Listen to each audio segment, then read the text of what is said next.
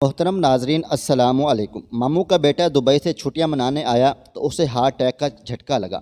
وہ مرنے کے قریب تھا۔ اس نے سارے خاندان کو پیغام بھیجا کہ مرنے کے بعد جو کوئی ایک رات قبر میں میرے ساتھ گزارے گا اسے 5 کروڑ میں ملے گا۔ میں غربت کی زندگی سے تنگ تھی اور دبئی جا کر عیش کی زندگی گزارنا چاہتی تھی۔ حامی بھر لی۔ رات ہوتے ہی قبر کھود کر مجھے لٹا دیا گیا۔ ابھی 1 گھنٹہ گزرا کہ میرے اوسان خطا ہو گئے۔ وہاں تو میرے ماموں کا بیٹا دبئی میں رہتا تھا اور وہ بہت زیادہ امیر کبیر تھا۔ دبئی میں اس کا اپنا کاروبار تھا۔ ہر سال پاکستان آتا اور 1 مہینہ یہاں چھٹیاں گزارتا۔ اس نے وہیں کی عورت سے شادی بھی کی ہوئی تھی اور کبھی کبھار اپنی بیوی بچوں کو بھی ساتھ لے کر آتا تھا۔ جبکہ ہم لوگ بہت زیادہ غریب تھے، یہاں تک کہ کبھی کبھار تو ہمارے گھر میں کھانے تک کچھ بھی نہیں ہوتا تھا۔ میں اس غربت سے نکلنا چاہتی تھی، اس لیے یہاں بھی 2 نوکریاں کر رہی تھی اور میں چاہتی تھی کہ میں بھی دبئی جا کر بہت سا پیسہ کما سکوں، کیونکہ مجھے لگتا تھا کہ جو بھی دبئی جاتا ہے وہ بہت پیسے کما سکتا ہے۔ میں نے اپنے کزن سے بہت دفعہ کہا کہ مجھے دبئی لے جائے، لیکن اس نے بات ٹال دی۔ مجھے لگتا تھا کہ شاید وہ اس لیے میری بات ٹال دیتا ہے کہ یہ مجھ سے زیادہ امیر ہی نہ ہو جائے، لیکن اس دفعہ وہ چھٹیاں گزارنے آیا تو اسے ہارٹ اٹیک ہو گیا اور وہ موت کے دہانے پر پہنچ چکا تھا۔ ہسپتال میں جب اسے کچھ ہوش آیا تو اس نے پورے خاندان میں یہ اعلان کروا دیا کہ جو بھی میرے قبر میں 1 رات رہے گا اس کو 5 کروڑ میں ملے گا۔ ایسی بات سن کر سب ہی اس پر ہنستے تھے، بلکہ ساتھ ساتھ اس کی ذہنی حالت پر بھی سب کو شک ہونے لگا تھا کہ کوئی زندہ انسان کیسے قبر میں رہ سکتا ہے، یہ ایسی فضول باتیں کیوں کر رہا ہے۔ ہوتے ہوتے یہ خبر مجھ تک پہنچی تھی۔ مجھے لگا کہ پیسے کمانے کا آسان طریقہ ہے، کیونکہ قبر میں رات گزارنا کتنا مشکل کام بھی نہیں۔ جب قبر اوپر سے کھلی ہوئی ہوگی، کیونکہ سانس بھی لینا ہے، اور یہ شرط رکھ سکتی ہوں کہ قبر اوپر سے کھلی ہوئی ہو، اس لیے اس کے پاس ہسپتال پہنچ گئی اور جا کر میں نے اسے کہا کہ میں تمہارے ساتھ رات کو قبر میں رہنے کے لیے تیار ہوں، لیکن میری کچھ شرط ہے، وہ یہ کہ قبر اوپر سے کھلی ہوئی ہو، کیونکہ ایسی صورت میں سانس لے سکوں گی۔ اس نے کہا کہ ٹھیک بات ہے، اس لیے پوری تو نہیں لیکن آدھی آگے سے قبر کھلی ہوگی تاکہ میں آسانی سے سانس لے سکوں۔ جب میں نے یہ شرط منظور کر لی تو پورے خاندان والوں کو پتہ چل گیا۔ ہر انسان سمجھاتا تھا مجھے، قبر سے ڈرایا جاتا، سب کہتے کہ یہ پیسے کے پیچھے پاگل ہو چکی ہے۔ مجھے میرے والدین نے بھی منع کیا اور میرے بہن بھائیوں نے بھی، لیکن میں نے سب سے یہی کہا کہ ایک چانس لینے میں کوئی حرج نہیں۔ میں خود اپنی مرضی سے یہ کام کر رہی ہوں، اس لیے آپ لوگ مجھے منع مت کریں۔ جب میرے ماموں کے بیٹے کو یقین ہو گیا کہ میں اس سے مذاق نہیں کر رہی بلکہ میں واقعی میں اس کام کے لیے تیار ہوں، تو اس نے سب سے کہہ دیا کہ جب بھی میں مروں گا اس کو 1 رات کے لیے میرے ساتھ دفن کر دیجیے گا۔ سبھی لوگ اس بات سے ڈر رہے تھے، لیکن اس نے جب یہ بات وصیت میں شامل کر دی تو پھر سب کو مجبوراً ماننا پڑی۔ جب ہر طرف سے خاندان والے مجھے برا بھلا کہہ رہے تھے تو انہی دنوں میرے کزن کی طبیعت بہت زیادہ خراب ہو گئی تھی اور وہ بالکل ہی بے ہوش ہو گیا تھا۔ میں چاہتی تھی کہ اس سے پوچھوں کہ اس کی موت کے بعد مجھے پیسے کون دے گا، لیکن وہ بے ہوش تھا اور میں اس سے یہ سوال نہیں کر سکتی تھی۔ مجھے سخت بے چینی تھی، پریشانی تھی، کیونکہ میں نے ہاں کر لی تھی اور مجھے ہر صورت میں قبر میں رات گزارنا ہی تھی۔ میں اس کے بعد مجھے کسی نے پیسے نہیں دیے تو یہ سوال مجھے پریشان کیے چلا جا رہا تھا۔ میں تقریباً روزانہ ہی ہسپتال جاتی تاکہ اگر وہ کچھ دیر کے لیے ہوش میں آئے تو میں اس سے سوال کر سکوں، لیکن وہ بالکل ہوش میں نہیں آ رہا تھا اور اسی بے ہوشی کے دوران 1 ہفتے کے بعد میری کزن کی موت ہو گئی تھی۔ جب مجھے معلوم ہوا کہ میرا کزن مر گیا ہے تو مجھے خطرہ محسوس ہونے لگا کہ پیسوں کے بارے میں اس نے ابھی تک مجھے کچھ بتایا نہیں تھا۔ مجھے نہیں معلوم تھا کہ مجھے کس نے پیسے دینے ہیں، اور قبر میں رات کو سامنے آ چکی تھی اور میرے کزن نے یہ وصیت بھی کر دی تھی، لیکن اس خیال سے مجھے ڈر بھی لگ رہا تھا۔ میں پیچھے بھی نہیں ہٹ سکتی تھی۔ میرے کزن کو مغرب کے وقت دفن کر دیا گیا، لیکن عشاء کی اذان ہونے کے بعد کچھ لوگ مجھے ساتھ لے کر قبرستان گئے اور انہوں نے قبر کھول کر مجھے قبر میں اتارا اور پھر قبر اوپر سے بند کر دی۔ میرے منہ والی سائڈ سے قبر کو کھلا چھوڑ دیا گیا۔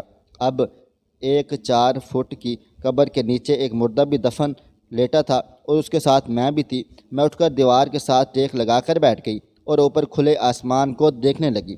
کوئی فطری طور پر کتنا بھی بہادر ہو، لیکن جس طرح کے ماحول میں بیٹھی ہوئی تھی، ڈرنا ایک فطری عمل تھا، کیونکہ میں قبرستان میں تھی۔ ہر طرف سناٹا تھا اور میرے پاس ایک کفن میں لپٹی ہوئی میت رکھی ہوئی تھی۔ اوپر تھوڑی سی کھلی جگہ سے آسمان نظر آ رہا تھا، جس پر آتے ہوئے تاروں کے علاوہ قبرستان کے پاس سے سڑک گزرتی تھی، جس پر وقفے وقفے سے کوئی گاڑی یا موٹر سائیکل گزرتا تھا، اور اب وہ بھی بہت کم ہو گئے تھے۔ میں اپنے ڈر کو بھگانے کے لیے مختلف سوچیں اختیار کر رہی تھی، سوچ رہی تھی کہ اچانک سے مجھے ایسے محسوس ہوا جیسے اس قبرستان میں میرے علاوہ کوئی زندہ انسان موجود ہو، لیکن میں تو قبر سے نہیں نکل سکتی تھی۔ بالکل دم ساد کر بیٹھ گئی۔ بچپن میں سنی ہوئی وہ کہانیاں مجھے یاد آنے لگی کہ ایک جانور ہوتا ہے جو رات کو میت کو اٹھا کر لے جاتا ہے اور کھا لیتا ہے۔ دادی جان نے سنائی تھی، اس میں تو کہتی تھی کہ وہ چھوٹا سا جانور ہوتا ہے اور وہ میت کو کسی پاؤں کی رگ سے پکڑتا ہے اور میت تو اس کے پیچھے پیچھے چلنے لگتی ہے۔ وہ ساری کہانیاں ابھی آج اچانک سے مجھ پر حملہ آور ہو گئی اور وہ مجھے لگا میت کے ساتھ ساتھ مجھے بھی کھا جائے گا، لیکن اچانک سے یوں لگا کہ قبر اوپر سے بند ہو گئی ہے۔ اوپر سے نظر آنے والا آسمان بالکل بھی نظر نہیں آنا ختم ہو گیا، لیکن قبر کے اندر ہر طرف ایسے روشن ہو گئے جیسے کسی نے بلب جلا دیا ہو۔ میں نے اپنی چیخوں کو روکنے کے لیے منہ پر دونوں ہاتھ جما لیے، لیکن اچانک ہی وہ روشنی گھومتی ہوئی میری آنکھوں میں لگی اور اس کے بعد مجھے کچھ ہوش نہ رہا۔ نہ جانے مجھے کتنا وقت گزر گیا اسی بے ہوشی کی حالت میں۔ بے ہوش ہونے سے پہلے آخری خیال جو میرے دل میں آیا تھا وہ یہ تھا کہ میں شاید کبھی نہیں جاگ سکوں گی، لیکن جب میری آنکھ کھلی تو میرے دماغ میں فوراً بے ہوشی سے پہلے کے واقعات گھومنے لگے۔ میں نے آنکھیں کھول کر دیکھا تو ایک کمرہ تھا اور میں بستر پر لیٹی ہوئی تھی۔ کمرے میں بہت قیمتی فرنیچر نظر آ رہا تھا، لیکن اس میں کوئی بھی نہ تھا۔ مجھے حیرت ہوئی کہ کیا میں زندہ ہوں؟ پھر خیال آیا کہ شاید میں زندہ بچ گئی ہوں اور صبح کسی نے مجھے دیکھا ہو تو اٹھا کے ہسپتال لے آئے ہوں، اور یہ بات مجھے بالکل ٹھیک لگی۔ اس لیے میں نے کوشش کی کہ اٹھ جاؤں، لیکن دونوں ہاتھوں میں لگی ہوئی ڈرپس کی وجہ سے اٹھ نہیں پا رہی تھی۔ میں نے زور زور سے آوازیں دیں، کوئی ہے، کوئی ہے۔ تھوڑی دیر بعد مجھے کمرے کے دروازے کے باہر قدموں کی آواز آئی اور دروازہ کھلا تو دروازے میں ایک لڑکی کھڑی تھی، لیکن وہ نرس بالکل نہیں لگ رہی تھی، شاید کوئی ڈاکٹر تھی، لیکن وہ بالکل اجنبی تھی میرے لیے، اور اس کے نقوش پاکستانی لڑکیوں جیسے بھی نہ تھے۔ اس نے جینز کی پینٹ شرٹ پہنی ہوئی تھی۔ اس نے مجھ سے پوچھا، کیا تم ٹھیک ہو؟ لیکن وہ انگلش میں بات کر رہی تھی۔ میں نے اسے جواب دیا، ہاں میں بالکل ٹھیک ہوں، تم مجھے بتاؤ میں کہاں پہ ہوں اور میری فیملی کہاں پر ہے۔ اس نے کہا، تمہیں تمہارے سارے سوالوں کے جواب مل جائیں گے، لیکن فی الحال تم خاموش رہو۔ اس نے خود ڈرپس نکالی اور میرے دونوں ہاتھوں سے اور اٹھ کر بیٹھنے میں مجھے مدد کی۔ اس نے مجھے کہا میں تھوڑی دیر تک ریلیکس ہو لوں، وہ تھوڑی دیر بعد آتی ہے۔ یہ کہہ کر وہ چلی گئی اور دروازہ لاک ہونے کی آواز بھی آئی تھی۔ ہماری ساری باتیں انگلش میں بھی ہوئیں اور مجھے حیرت ہو رہی تھی کہ پاکستان میں ایسی کون سی ڈاکٹر ہے جو مکمل انگلش میں بات کرتی ہے، کیونکہ انہیں انگلش آتی ہے، لیکن وہ مریضوں سے اتنی زیادہ انگلش میں بات نہیں کرتی ہے۔ مجھے معلوم تھا، اور سب سے بڑی بات تو یہ تھی، اگر میں زندہ تھی تو میرے خاندان والے کہاں تھے؟ میرے ماں باپ، میرے بہن بھائی، اور یہ لڑکی کون تھی اور مجھے کمرے میں بند کر کے کیوں گئی تھی؟ کیونکہ ڈاکٹر تھی تو یقیناً اسے کمرہ لاک کر کے نہیں جانا چاہیے تھا۔ کچھ تو غلط ہے، اور یہ میری چھٹی حص مجھے کہہ رہی تھی۔ اس لیے میں نے اٹھ کر ہلکا پھلکا چلنے کی پریکٹس شروع کر دی۔ مجھے لگتا تھا جیسے میں بہت عرصے سے بستر پر لیٹی ہوں اور مجھ سے ٹھیک سے کھڑا بھی نہیں ہوا جا رہا تھا۔ تھوڑی دیر کمرے میں چلنے کے بعد مجھے اپنے جسم میں خون کی روانی محسوس ہونا شروع ہوئی تو میں خود کو نارمل سمجھنے لگی۔ تھوڑی دیر چلنے کے بعد میں اسی کمرے میں موجود ایک صوفے پر بیٹھ گئی تھی۔ میں نے لاکھ کوشش کی کہ میں دروازہ کھولوں، لیکن وہ مجھ سے نہیں کھلا تھا۔ تقریباً آدھے گھنٹے بعد وہی لڑکی واپس آئی اور اس نے مجھ سے پوچھا کہ کیا اب میں ٹھیک ہوں اور چل پھر سکتی ہوں؟ میں نے اسے بتایا، ہاں میں بالکل ٹھیک ٹھاک ہوں، لیکن تم مجھے یہ بتاؤ میرے والدین کہاں ہیں اور میرے خاندان کے باقی لوگ کہاں ہیں؟ اور میں کس جگہ پر ہوں؟ اس نے کہا تمہارے تمام سوالات کے جوابات مل جائیں گے، لیکن فی الحال چپ چاپ میرے پیچھے پیچھے آ جاؤ۔ میں چپ چاپ اس کے پیچھے گئی تو ایک راہداری تھی جس کے دونوں طرف ایسے ہی کمرے بنے ہوئے تھے۔ وہ لڑکی آگے چلی جا رہی تھی اور اس کے پیچھے پیچھے چل رہی تھی اور سوچ رہی تھی کہ یہ کون سا ہسپتال ہے، یہاں کوئی بھی انسان مجھے نظر نہیں آ رہا۔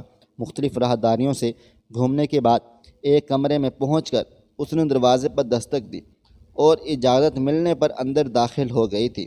اندر بھی ایک عرب بیٹھا تھا کہ اس نے عربوں جیسے کپڑے پہنے ہوئے تھے۔ مجھے دیکھ کر اس نے بھی انگلش میں پوچھا کہ میں ٹھیک ہوں۔ اس کے ساتھ ہی تو اس نے مجھے بیٹھنے کو کہا۔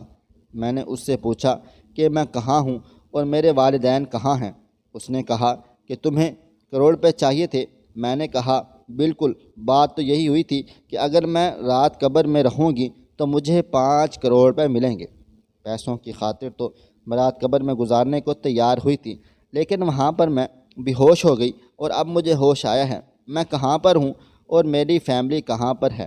پلیز براہ مہربانی مجھے جواب دیجیے۔ انہوں نے کہا اپنی فیملی کو بھول جاؤ، اگر تم پیسے کمانا چاہتی ہو تو تمہیں 5 کروڑ نہیں بہت سے کروڑ ملیں گے، بلکہ اربوں کی بات کرو، لیکن تمہیں اپنی فیملی کو چھوڑنا ہوگا کیونکہ اب تم پاکستان میں نہیں ہو۔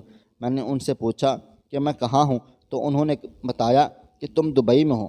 میں نے ان سے کہا میں دبئی میں کیسے آ گئی اور کیا میرے یہاں آنے کے بارے میں میرے والدین کو معلوم ہے؟ تو اس نے کہا کہ ایسا کچھ نہیں، تمہارے والدین کیا تمہارے خاندان میں سے کسی کو کچھ بھی معلوم نہیں، بلکہ پورے پاکستان میں کسی کو نہیں پتہ کہ تم کہاں ہو، اور تم نے کسی کو بتانا بھی نہیں ہے کہ تم کہاں ہو، اسی بات کہ تم کو پیسے ملیں گے۔ میں نے ان سے کہا میں تو خود ہی آنا چاہتی تھی پیسے کمانے کے لیے، اب آ گئی ہوں تو یہاں ہی کام کروں گی، مجھے یہ بتائیں کہ مجھے کرنا کیا ہوگا؟ انہوں نے کہا کہ تمہیں کچھ نہیں کرنا ہوگا، اپنے گھر والوں سے کوئی رابطہ نہیں رکھنا، کسی صورت بھی یہاں پر کسی قسم کا کام کہو گی ہم تمہیں لگوا دیں گے۔ اس کے علاوہ 5 کروڑ تو تمہیں ملیں گے ہی، اس کے علاوہ بھی ہر مہینے معقول رقم مل جایا کرے گی۔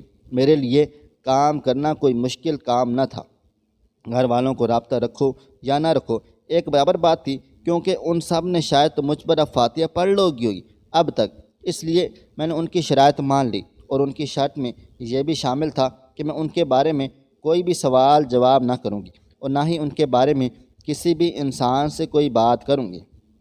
جب میں نے ان کی ساری باتیں مان لی تو انہوں نے مجھ سے ایک ایگریمنٹ پر سائن کروایا، اور اس کے بعد وہی لڑکی مجھے لے کر کمرے میں آ گئی تو کمرہ بیڈ روم کے طریقے سے سجایا گیا تھا۔ اس نے کہا میں یہاں رہوں جب تک میرا یہاں کا ورک ویزا نہیں بن جاتا۔ میں نے اس سے پوچھا کہ مجھے کتنا عرصہ یہاں رہنا ہوگا؟ اس نے کہا زیادہ دن نہیں، اور اس نے مجھے خود ہی بتایا کہ اس کمرے کے دوسری سائڈ پر کچن ہے، وہاں ہر چیز موجود ہے، جو تمہیں چاہیے ہو بنا لینا۔ اور اس کے بعد وہ لڑکی وہاں سے چلی گئی تھی تو میں کچھ دیر تو اس کمرے میں بیٹھی رہی، لیکن پھر میں نے اٹھ کر کمرے کی الماری کھولی تو اس میں کپڑے رکھے ہوئے تھے۔ میں نے کپڑے بدلے اور پھر باہر نکل کر دیکھا تو کہیں بھی کوئی نظر نہیں آ رہا تھا۔ جن راہداریوں میں سے میں گزر کر گئی تھی وہاں بھی کوئی نہیں تھا، سارے کمرے لاک تھے، اور جس کمرے سے میں نکل کر آئی تھی وہ کمرہ بھی لاک تھا، اور یہاں تک کہ جہاں پر وہ مجھے آدمی ملا تھا وہ بھی بند تھا۔ میرے ساتھ والا کمرہ کھلا تھا جو کہ کچن تھا۔ مجھے بھوک محسوس ہو رہی تھی، اس لیے سینڈوچ بنا کر کھائے اور پھر اس عمارت میں گھومنے لگ گئی۔ یہ عمارت کم طلسم زیادہ لگ رہا تھا، عجیب بھول بھلیاں تھیں۔ ایک راہداری سے نکلتی دوسری میں جانے کے بعد ایسا لگتا کہ میں ادھر ہی گھوم پھر رہی ہوں۔ واپسی پر ایسا ہوا کہ مجھ سے میرا کمرہ بھی کھو گیا۔ مجھے معلوم ہو گیا تھا کہ یہاں کوئی بھی نہیں ہے، بس میں سارا وقت اکیلے رہتی، جب بھوک لگتی تو اٹھ کر کچھ بنا لیتی۔ 4 دن گزر گئے، نہ کوئی میرے پاس آیا اور نہ میں نے یہاں سے نکل سکی۔ یہ اتنا ہو گیا کہ میں اب واپسی پر اپنا کمرہ نہیں بھولتی اور واپسی اپنے کمرے تک پہنچ ہی جاتی تھی، لیکن ان 4 دنوں میں مجھے اس عمارت کا کوئی گیٹ نظر نہیں آیا تھا، مجھے کوئی راستہ نہیں تھا، یوں لگتا تھا کہ بند ڈبہ سا ہے جس کے اندر کمرے بنے ہوئے ہیں۔ کوئی سیڑھیاں نہیں تھی، کوئی اور چیز نہ تھی، اوپر چھت تو نیچے فرش، بس مجھے لگتا تھا کہ جیسے قید ہو گئی ہوں۔ ان 4 دنوں میں بالکل تنگ آ گئی تھی۔ ایک دن میرے اندازے کے مطابق شام ہوئی تھی کہ وہی لڑکی آئی۔ وقت کا اس لیے پتہ نہیں چلتا تھا کہ وہاں پر ہر وقت لائٹس آن رہتی تھیں۔ کس طرح سے کہیں سے سورج کی روشنی نہیں آتی تھی، نہ ہی رات کا اندھیرا آتا تھا۔ اس لڑکی نے مجھ سے پوچھا کہ تمہاری تعلیم کیا ہے، مجھے بتا دو تاکہ اس کے مطابق تمہارے لیے نوکری کا بندوبست کیا جا سکے، کیونکہ کل تمہارا ویزا مل جائے گا، تمہاری نوکری کا انتظام ہوا ہوگا تو تم پرسوں سے جوائن کر سکتی ہو۔ میں نے اسے بتایا کہ میں نے کمپیوٹر پڑھا ہوا ہے۔ اس نے کہا ٹھیک ہے، تمہیں ایک کمپنی میں کمپیوٹر آپریٹر لگا دیتے ہیں۔ اس نے مجھ سے پوچھا کہ کس کلاس میں تمہارے نمبر کتنے تھے، تو میں نے اس کو نمبر بتا دیجئے، کیونکہ ڈگری تو میرے پاس نہیں تھی۔ وہ چلی گئی، سمجھ میں کچھ نہیں آ رہا وہ کہاں گئی ہے۔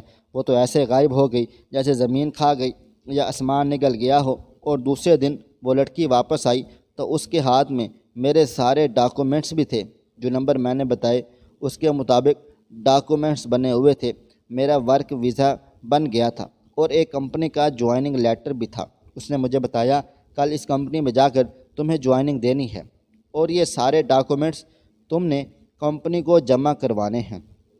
میں نے کہا وہ تو ٹھیک ہے، لیکن اس جگہ سے میں کیسے نکلوں گی، کیونکہ اس کا کوئی راستہ نہیں ہے۔ اس نے کہا وہ ہمارا مسئلہ ہے۔ اس نے آواز دی۔ 2 لڑکے آ گئے اور پھر ابھی میں پوچھ رہی ہی تھی کہ یہ لڑکے کیوں آئے ہیں کہ اچانک سے انہوں نے میرے بازو میں ایک پین ماری اور اس کے بعد مجھے کچھ ہوش نہ رہا۔ جب مجھے ہوش آیا تو میں کمرے سے باہر نکل کر دیکھا تو وہ فلیٹ تھا۔ ٹیبل پر میرے سارے ڈاکومنٹس پڑے ہوئے تھے اور ان کے ساتھ ہی ایک کاغذ تھا۔ اس کاغذ میں ساری تفصیلات موجود تھی، کس کمپنی میں جانا ہے اور کیا کہنا ہے، اور یہ فلیٹ میرا تھا۔ اس کی چابی بھی ساتھ رکھی ہوئی تھی کہ تم نے یہاں رہنا ہے اور اس کمپنی میں جانا ہے، اور اس کے ساتھ ہی 5 کروڑ کا گرانٹڈ چیک بھی تھا۔ میں نے اٹھ کر سارے فلیٹ کا جائزہ لیا۔ یہ ایک چھوٹا سا فلیٹ تھا جس میں بیڈ روم، ایک کچن، بیڈ روم کے ساتھ ایک اٹیچ باتھ اور ایک چھوٹا سا ٹی وی لاؤنج تھا۔ باہر چھوٹا سا ٹیرس تھا اور بس ایک بندے کی ضرورت کے لیے بہت تھا، اور کچن کی فریج بھی بھری ہوئی تھی۔ اس میں ہر قسم کی چیزیں پڑی تھی جو تقریباً 1 ماہ تک چل سکتی تھیں۔ کمرے میں الماری میں کپڑے اور تمام ضرورت کا سامان موجود تھا۔ مجھے حیرت ہوئی کہ آخر یہ لوگ مجھے اتنے پیسے بھی دے رہے ہیں، اتنی سہولیات بھی دے رہے ہیں، یہاں تک کہ نوکری بھی کرنے دے رہے ہیں، لیکن ان کی صرف یہ ڈیمانڈ ہے کہ میں اپنے گھر میں کسی کو نہ بتاؤں میں کہاں ہوں۔ آخر اس کا مسئلہ کیا ہوگا؟ اور جیسے یہ لوگ مجھے بے ہوش کر کے یہاں تک لائے تھے، یہ بھی ایک حیرت کی بات تھی، لیکن میرے پاس کوئی نہیں تھا جس سے میں پوچھ سکتی، اور اتنا تو میں جانتی تھی جس کمپنی کا میرے پاس لیٹر پڑا ہوا ہے، اس کمپنی والے بھی ان کے بارے میں کچھ نہیں جانتے ہوں گے، اور جو ایگریمنٹ سائن ہوا تھا اس میں یہ واضح طور پر لکھا گیا تھا کہ اگر میں ان کے بارے میں کسی کو بھی کچھ بتاؤں گی تو مجھے ساری رقم واپس کرنا ہوگی، دوسری صورت میں میں جان سے جاؤں گی۔ میں نے کمپنی جوائن کر لی اور وہاں کام کرنے لگی۔ مجھے یہاں کام کرتے ہوئے تقریباً 6 ماہ ہو چکے تھے۔ ہر مہینے مجھے ایک گرانٹڈ چیک مل جاتا تھا جو کہ مختلف رقم کا ہوتا، کبھی 50,000 کا، کبھی کبھی 2 لاکھ کا، اور یہ ساری رقم دبئی کی کرنسی میں ہوتی تھی۔ میں نے اکاؤنٹ اوپن کروا لیا تھا اور ساری رقم میں وہاں ٹرانسفر کر دیتی۔ میں نے گاڑی بھی لے لی تھی اور یہاں میری بہت جان پہچان بن گئی تھی، لیکن ان لوگوں کے بارے میں تجسس میرے دل و دماغ سے نہیں نکلا تھا۔ میں چاہتی تھی کہ کسی طرح بھی ان کے بارے میں مجھے معلوم ہو جائے، اور پھر میں نے سوچا کہ میرے پاس اتنی رقم جمع ہو گئی ہے، جبکہ پاکستان میں میری فیملی مشکل سے گزارا کر رہی ہوگی، اگر میں یہ رقم ان کو چپکے سے بھیج دوں اور سلام دعا کر لوں تو کسی کو کیا پتہ چلے گا؟ لیکن مجھے میرا دل نہیں چاہ رہا تھا کہ میں یہاں عیاشیاں کرتی پھروں، وہاں میرے والدین اور بہن بھائیوں مشکل میں گزارا کر رہے ہوں۔ اس لیے میں نے رقم کا ڈرافٹ بنا کر پاکستان میں اپنے پتے پر بھیج دیا، لیکن اپنا پتہ ظاہر نہ کیا اور نہ ہی اپنی شناخت۔ رقم بھیجنے کے بعد تسلی ہو گئی کہ کچھ نہ کچھ ان کے دن پھر جائیں گے، لیکن دوسرے دن ہی جب میں کام سے گھر واپس آئی تو لاؤنج میں لیٹر پڑا تھا کہ تم نے پہلی غلطی کی ہے، اس لیے معاف کیا جا رہا ہے، آج کے بعد ایسی غلطی مت کرنا۔ مجھے سمجھ آ گئی تھی کہ رقم بھیجنے والی بات ان کو معلوم ہو گئی ہے۔ اسی دن رات کو میں سو رہی تھی کہ اچانک میرے فلیٹ کا دروازہ بجا، اور دروازہ کھولنے پر معلوم ہوا کہ دروازے پر تو پولیس کھڑی ہے، مجھے لینے آئی ہے۔ میں نے کہا میرا کیا قصور ہے، لیکن وہ زبردستی مجھے پولیس اسٹیشن اٹھا کر لے گئے تھے۔ وہاں پر وہ لڑکی اور مرد بھی موجود تھے، اور ان کے ساتھ اور بھی بہت سارے لوگ موجود تھے۔ اور حیرت کی بات تو یہ تھی کہ وہاں انٹرپول بھی موجود تھی، صرف پولیس ہی نہیں تھی۔ ان لوگوں نے مجھ سے پوچھا کیا تم ان کو جانتی ہو؟ میں نے صاف صاف بتا دیا کہ ان سے میرا یہ تعلق ہے۔ انہوں نے بتایا کہ اصل میں تمہارا ماموں زاد ایک گینگ ممبر تھا، اور یہ گینگ والے اپنے ہر ممبر کے اندر ایک چپ لگا دیتے ہیں، جس سے یہ اس کی نقل و حرکت بھی معلوم کرتے رہتے ہیں، اور اس کے ساتھ ساتھ وہ بندہ بھی مر جاتا ہے تو انہیں معلوم ہو جاتا ہے۔ اس لیے شرط رکھی تھی کہ میرے ساتھ کوئی قبر میں رہے۔ اسے معلوم تھا جیسے ہی اس کی چپ بند ہو گئی، گینگ اس کی لاش کو لینے کو پہنچ جائے گا، اور یہ لوگ تمہیں ساتھ لے کر آئے، لیکن تم ایک لڑکی تھی، اتنی جلدی یہ تم پہ اعتبار نہیں کر سکتے تھے۔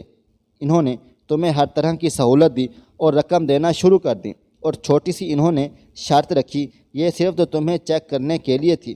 اگر تم وہ قدم نہیں اٹھاتی اور تم گھر میں رقم نہیں بھیجتی تو شاید یہ کچھ دنوں تک تم کو بھی کھیل میں شامل کر لیتے۔ اور یہ ساری باتیں اس گینگ کے لیڈر نے مجھے بتائی ہیں۔ جہاں پر تمہیں رکھا گیا تھا وہ ان کا ہیڈ کوارٹر تھا، جو کہ زیر زمین ہے، اس لیے تمہیں وہاں کوئی راستہ نظر نہیں آ رہا تھا۔ پولیس نے مجھے چھوڑ دیا کیونکہ میرا کہیں پر بھی کوئی قصور نہیں تھا، لیکن اس کے بعد میں آزاد ہو گئی تھی۔ میں نے اپنے گھر والوں سے رابطہ کیا اور ان کو بتایا کہ ابھی میں کہاں پر ہوں، اور اس کے ساتھ ساتھ میں نے اپنے گھر میں رقم بھیجی۔ میں کام بھی کرتی رہی کیونکہ اب خطرہ ختم ہو چکا تھا۔ پولیس نے اپنے ہی ہسپتال میں چھوٹی سی سرجری کے ذریعے میرے جسم سے وہ چپ نکلوا دی تھی۔ دیکھا ناظرین کن کن مشکلات کا سامنا کرنا پڑا۔ اگر یہی پاکستان میں رہتی، اللہ پر یقین رکھتی، تو اللہ تعالیٰ نے اسے اور نوازنا تھا۔ اللہ کی رضا میں راضی رہنا چاہیے، بے شک وہ ہر چیز پر قادر ہے۔ اللہ تعالیٰ سب کو اپنے خزانوں سے رزق حلال عطا فرمائے، آمین ثم آمین یا رب العالمین۔ خواہش صرف اتنی ہے کہ کچھ الفاظ لکھوں جس سے کوئی گمراہی کے راستے پہ جاتے جاتے رک جائے، اور نہ بھی رکے تو سوچ میں ضرور پڑ جائے۔ دوستو، امید کرتا ہوں آپ کو یہ ہماری کہانی پسند آئی ہوگی۔ کہانی پسند آئی ہو تو اس ویڈیو کو لائک کریں، کومنٹس کریں، شیئر کرنا بالکل بھی نہ بھولیں، اور ہاں، اگر آپ لوگ اس چینل پر نئے ہیں تو اس چینل کو سبسکرائب کر لیں اور نوٹیفیکیشن کو ضرور دبا دیں تاکہ آنے والی کہانی سب سے پہلے آپ کو مل سکے۔ ملتے ہیں کل ایک نئی اور دلچسپ کہانی کے ساتھ، تب تک اپنا بہت زیادہ خیال رکھیے گا۔ اللہ حافظ۔